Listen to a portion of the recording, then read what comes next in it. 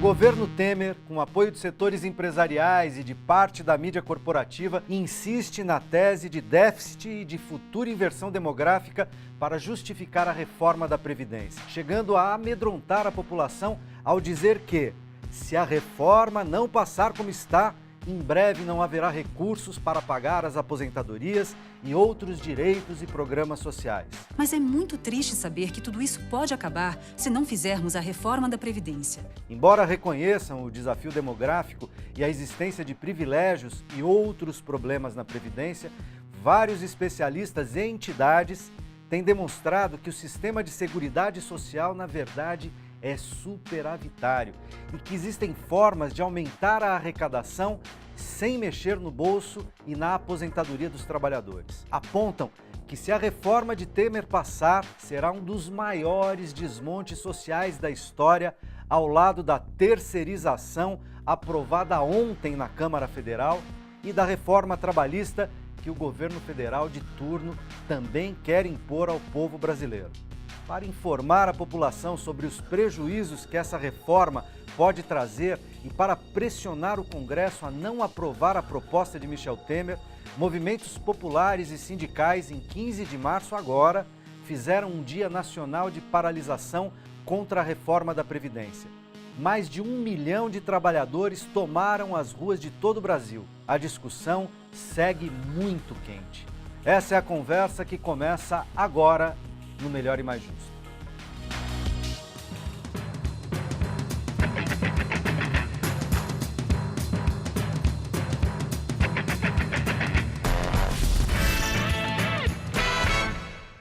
Olá, bem-vindo ao Melhor e Mais Justo. Para falar sobre a reforma da Previdência, estão aqui comigo hoje Zeira Camargo, economista do Departamento Intersindical de Estatística e Estudos Socioeconômicos, o DIESE, e Alex Ramires, advogado especialista em Direito Previdenciário. Bem-vindos. Obrigado pelo convite. Afinal, qual o tamanho do desmonte social embutido na proposta de reforma previdenciária do governo federal? Comecemos por aí. Zeira. Olha, eu acho que dá para a gente começar com uma questão muito simples, né? Se a proposta do governo é criar um nível de pobreza absurdamente grande nesse país, ele vai conseguir. Se esse for o objetivo, ele vai Se conseguir. esse for o objetivo, ele vai conseguir. Só para você ter uma ideia, mais de 140 milhões de pessoas hoje no país sobrevivem com os recursos da Seguridade Social. Porque quando a gente fala aqui previdência, não, nós estamos falando de uma estrutura de seguridade social que envolve um tripé, e esse tripé é composto da previdência, da assistência social e da saúde. E as pessoas não se dão conta disso. Além disso, você tem um financiamento próprio dessas três estruturas garantido pela Constituição Federal. Então, eu acho que a gente tem que relativizar toda essa discussão, essa imposição que está colocada para o governo. A sociedade, ela precisa se dar conta de que ela precisa se apropriar mais dessas informações. Um estudo feito pela Federação, por organizações de previdência privada no ano passado, apontou que a grande parcela da população não entende sobre previdência. E eu acho que existe também um aproveitamento, né, dessa situação para passar questões que hoje necessariamente não é preciso. Até porque o Brasil nunca deixou de discutir a previdência pública. Nós estamos há anos e anos rediscutindo e rediscutindo. Já houve várias Várias. Né? Então, eu acho que a gente vai falar mais sobre essas questões, mas nesse momento não se justifica. Ela é financiada por meio dos tributos que foram colocados pela própria Constituição, COFINS, a própria CSLL, que vem do grupo do lucro das empresas, né? PIS, PASEP, os concursos de prognósticos, que são provenientes das loterias, Loteria Federal, Mega, né, Loto, para quem joga, 18% dos concursos vão para a Seguridade Social. Além da minha contribuição como trabalhadora, do meu patrão, né, e Então, assim, você tem uma fonte de financiamento que garante e faz ainda você ter um saldo positivo no final das contas. Hoje, sem projetar para o futuro, talvez sim, merecesse alguma reforma, essa discussão que a Zeira fez menção, que é o tal do cálculo atuarial. A gente vai falar disso já já, deixa eu botar o Alex na conversa. Alex, essa desinformação a qual fez referência a Zeira, da população, permite uma série de manipulações e que, em vez de ajudarem, né, no debate público, qualificado, acabam prejudicando o entendimento. Né? Como é que você vê o debate que está sendo feito e, para você, o que significa essa reforma da Previdência proposta pelo governo Michel Temer? Então, Tuto, indo até ao encontro da fala da Zeira, eu gosto de, quando a gente está falando sobre reforma da Previdência Social, eu acho que é importante mencionar, eu sempre gosto de abrir minha fala assim, não se trata de reforma da Previdência Social. Porque quando você faz uma reforma, por exemplo, na sua casa, você faz uma reforma para melhorar, não para piorar. Então, o começo da minha fala sempre vai ser essa, não se trata de reforma, se trata de extinção de direitos sociais. Para mim, a palavra-chave é essa, porque não é reforma, porque é algo que foi conquistado ao longo de décadas, não foi nem de 88 para cá, com a chegada da Constituição Federal, ao longo de décadas, que o sistema previdenciário, não só o sistema previdenciário, mas o sistema de seguridade social, que envolve previdência, assistência, saúde, ao longo de décadas foi construído com muito custo para agora chegar e ser extinto, porque praticamente os brasileiros, principalmente aqueles que são menos abastados, eles vão ser os mais prejudicados, porque no papel vão ter acesso ao sistema, mas na prática não, como hoje já é muito difícil.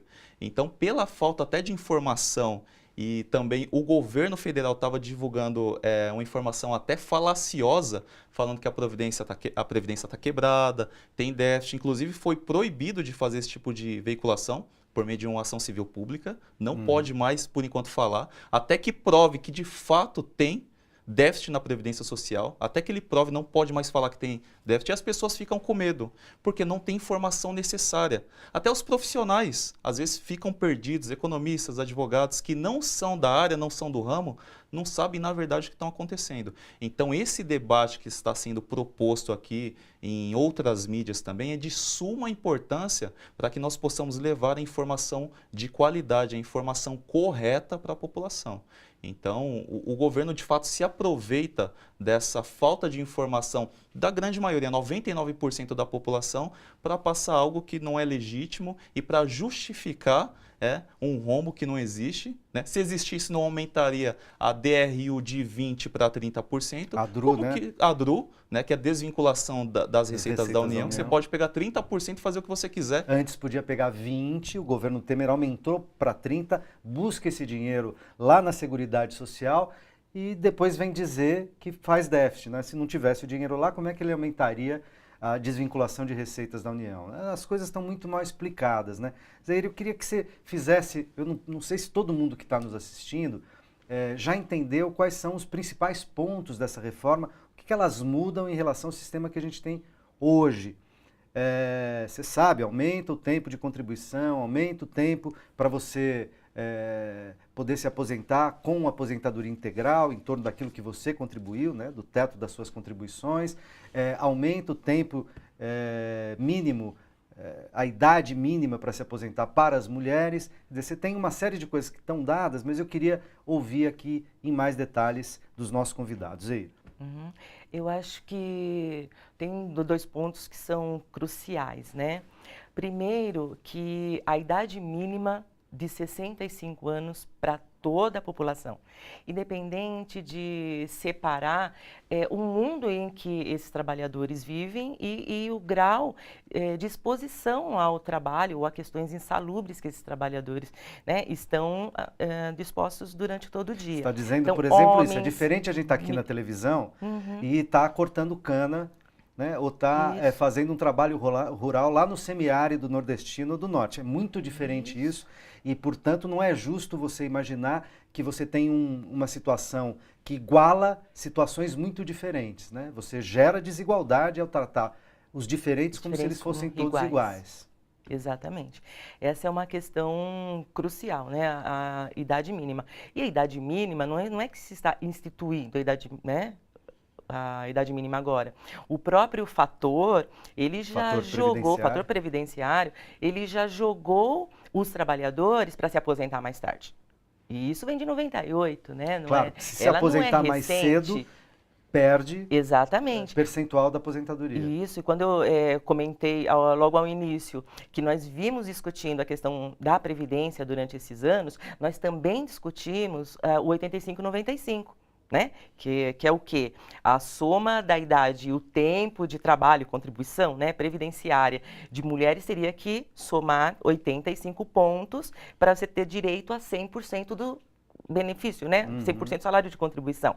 E os homens teriam que completar esses 95 pontos. Então, nós já vimos discutindo políticas que levem em consideração a idade e o tempo. Então, isso não é uma coisa nova, mas uma coisa que se ajustasse. Ou seja, o trabalhador, ao final desse período, teria direito a receber uma remuneração muito próxima ao seu último salário, considerando que o salário dele fosse próximo no limite do teto, alguma coisa claro, assim. Se ele ganhasse muito mais do que isso, muito mais que isso, não. Mas até aí, essa seria a base de comparação. Ocorre que uma outra questão que está posta agora, e que isso é fato, todos os benefícios terão redução. Todos. Mudou a base de cálculo. Independente se as pessoas vão entrar na regra de transição, né? Porque tem um período mínimo que está posto agora. As mulheres acima de 45 anos fariam uma transição, ou seja, pagariam um bônus do tempo que falta, né? 50% do tempo que falta. Vou dar um exemplo, né? Para o público, isso. Se a mulher tem hoje 10 anos, falta 10 anos para se aposentar, teria que trabalhar mais 15, de acordo com a PEC, né? Teria que trabalhar mais 15 porque é 50% a mais. E os homens também 50% a partir dos 50 anos de idade, né? Então, em suma, embora tenha essa regra de transição para essa parcela de homens e mulheres, a redução nos benefícios ocorrerá de todas as formas. Porque a forma de se calcular esse benefício vai ser outra. Né? Mudou. A base de cálculo mudou. Até então, o que se considerava no país, que se considera até hoje, né? A gente considera os salários acima, a partir de 1994, mas descarta os 20 piores. Então, para aqueles trabalhadores que tiveram, por exemplo, uma remuneração muito pequena no início da profissão, por exemplo, claro, ou em períodos de desemprego, que a pessoa teve que se submeter a um outro rendimento, você poderia desconsiderar. Você considerava os 80% maiores salários. Agora não. A PEC determina que todos os salários serão considerados, todos. Isso já vai reduzir, né? Além de outros aspectos que a gente vai continuar discutindo, que é a própria fórmula, né, de cálculo, não só esse tempo. Eu tenho ouvido na mídia corporativa, sobretudo nas mídias, aí televisão, rádio, lido em jornais, naquela parte da mídia que tem defendido a reforma tal como ela está proposta, a chamada reforma, né? O Alex não gosta que chame de reforma, a gente chamou aqui no VT de abertura de desmonte do sistema previdenciário brasileiro, mas tudo bem, ela está sendo chamada de reforma, inclusive pela mídia corporativa, e alguns dos argumentos a favor da reforma é dizer assim, só reclamam da proposta de reforma aqueles que são os privilegiados pela reforma. Então, aquelas pessoas que ganham mais perto do teto do que seria, do limite máximo, portanto, do valor da aposentadoria, seriam aquelas que seriam prejudicadas porque por volta de 70% da população aposentada ganha um salário mínimo. Né? No entanto, eles vão mexer também nas pensões, na aposentadoria rural e pela primeira vez eu ouvi na grande mídia chamar alguém que ganha, depois de trabalhar 35 anos, com essa reforma mais tempo do que isso, podendo chegar aos tais 49, 50 anos, que ganhar 4, 5 mil reais por mês, na melhor das hipóteses, porque o salário de contribuição pode ser muito menor do que esse, tá certo? Mas na melhor das hipóteses, alguma coisa perde 4 mil. É um grande privilegiado no Brasil. E o curioso é que a reforma parece que não pega, né? O judiciário, os já aposentados. Então, eu queria entender como responder. A minha resposta é essa, de uma certa indignação. Mas, tecnicamente, como responder a isso? É verdade que essa reforma atinge muito poucos brasileiros e, conforme a mídia corporativa, apenas os privilegiados? Não, parece até brincadeira, Tuto, isso. Mas como que os privilegiados ganham um salário mínimo? R$ 937 reais. Muitas vezes pagando aluguel, as despesas básicas de casa, como que se mantém? Como que essa pessoa poderia ser um privilegiado? Porque, como você bem colocou na sua fala, pouquíssimas pessoas hoje ganham de benefício previdenciário do teto da Previdência, 5 mil e pouquinho. Pouquíssimas pessoas ganham isso. Hoje, se você contribuir pelo teto, você não sai no teto por causa da fórmula de cálculo. Então, assim, é um absurdo ouvir isso, porque, assim, estão querendo mexer, quando eu falo extinção de direitos sociais, vamos começar pelo próprio benefício de prestação continuada, mais conhecido como LOAS, que é um benefício, não é previdenciário, é assistencial, e é para aquelas pessoas que precisam, para o idoso, né, ou para o deficiente, para as pessoas que realmente precisam, e é um salário mínimo.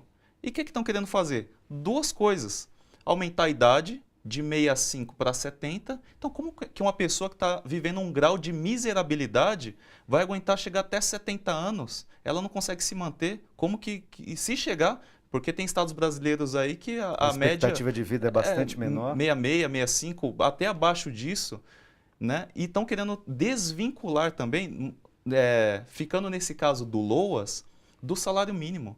Como que você sobrevive com menos de um salário? Com um salário mínimo já é difícil num estado como São Paulo, por exemplo. Como que você vai sobreviver com menos de um salário mínimo? Então, assim, é extinção de direitos sociais. A verdade é essa.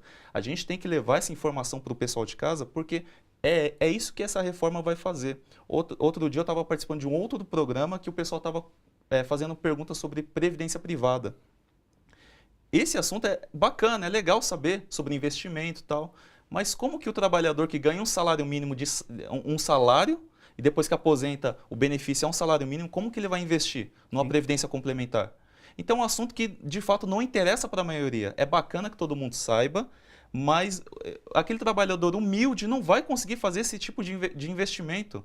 Então, assim, não interessa a gente falar sobre isso. Já que ele faz essa contribuição para a Previdência, ele tem que ter essa contrapartida. É o mínimo de dignidade que pode acontecer. Então, não é incabível essa afirmação aí, com certeza da grande mídia, de uns poucos. Né? Você se referiu ao LOAS, a gente tinha falado disso também, e os famosos BPCs, né? Benefícios de Prestação Continuada, que além da parcela de idosos, enfim, atinge, por exemplo, as pessoas com deficiência, né?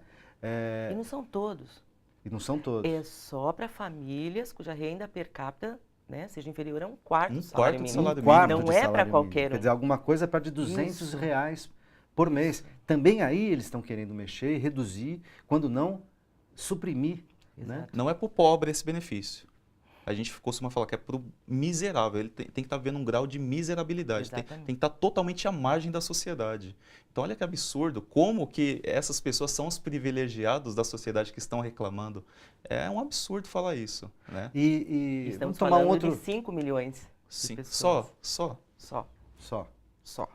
Então, outro exemplo, pensão por morte, por exemplo, que estão querendo também desvincular do salário mínimo.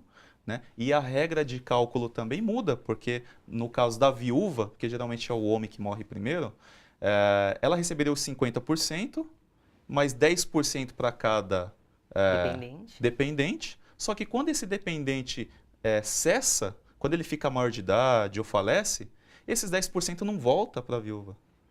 Além de estar desvinculado do salário mínimo, não retorna. Simplesmente some. É até um confisco isso que estão fazendo. Outra questão também da reforma da Previdência, você não vai conseguir conjugar mais dois benefícios. Então, vai ter que escolher um. Vai ter que escolher um. Então, continuando no exemplo da viúva, ela vai receber a pensão, só que ela continua exercendo atividade laboral. Quando chegar no momento da aposentadoria, ela vai ter que escolher. Mas como que ela vai ter que escolher? Se ela contribuiu, ela verteu contribuição para os cofres do governo. Então, é um absurdo. Tá lá na Constituição, é confisco. Assim, vou até colocar uma palavra aqui na cara dura, porque ela de fato contribuiu e deveria acumular os dois benefícios, né? Ela preencheu os requisitos para isso, mas infelizmente também estão querendo mexer quanto à acumulação de benefícios, que também é um outro desmonte da Previdência Social. Agora, há uma série de segmentos da sociedade que não serão atingidos pela reforma da Previdência.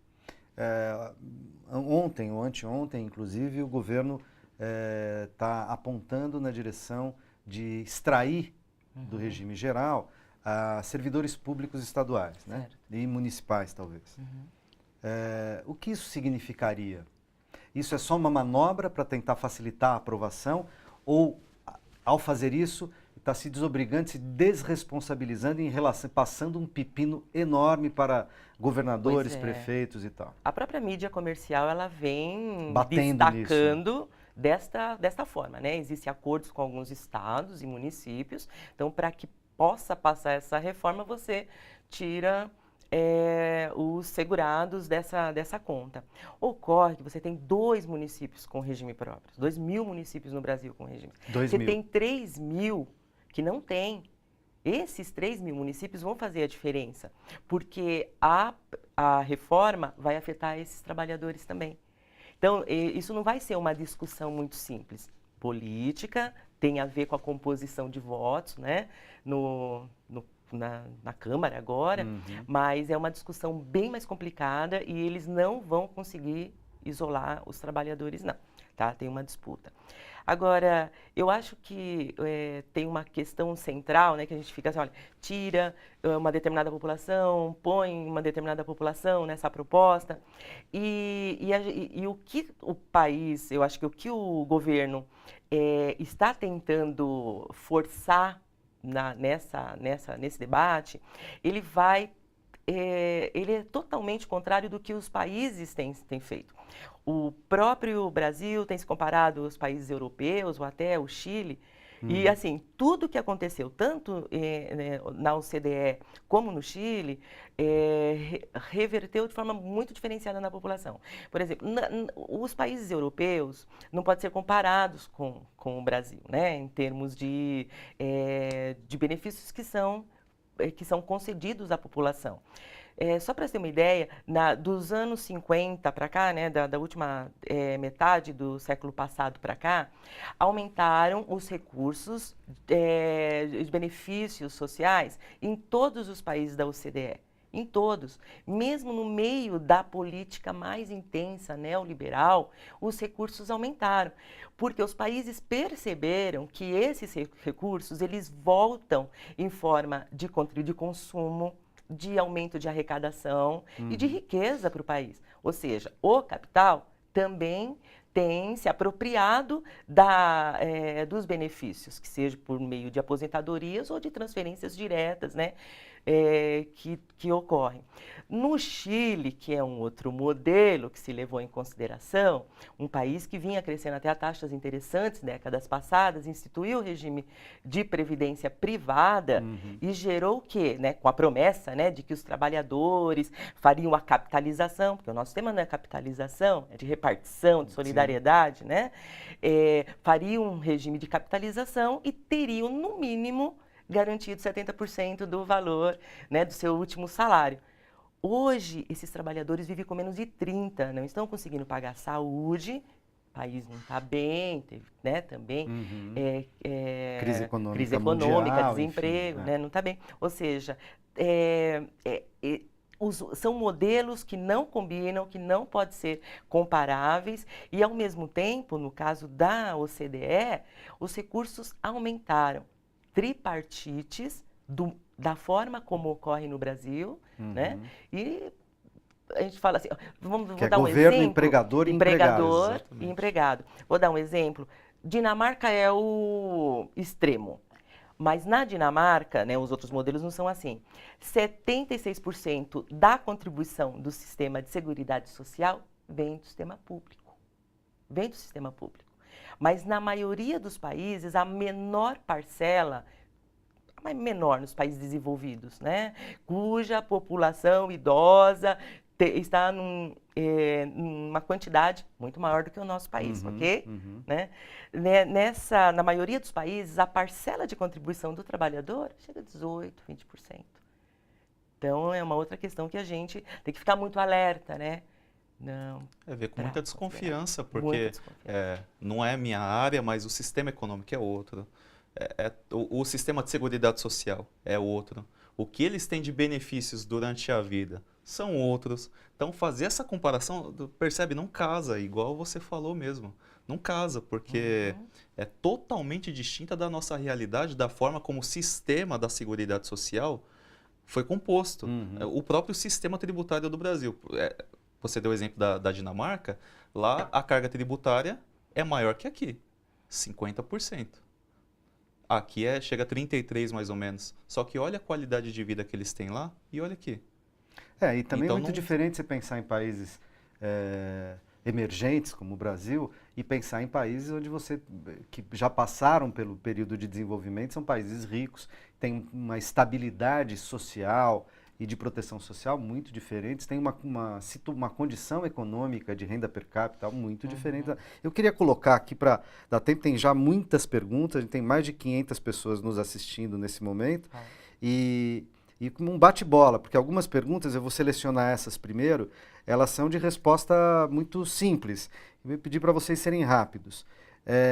O Yuri Denis, de Cuité, ele pergunta, isso pode prejudicar quem já é concursado no serviço público, a essa reforma? Direito adquirido hoje é para quem hoje já completou o tempo de aposentadoria.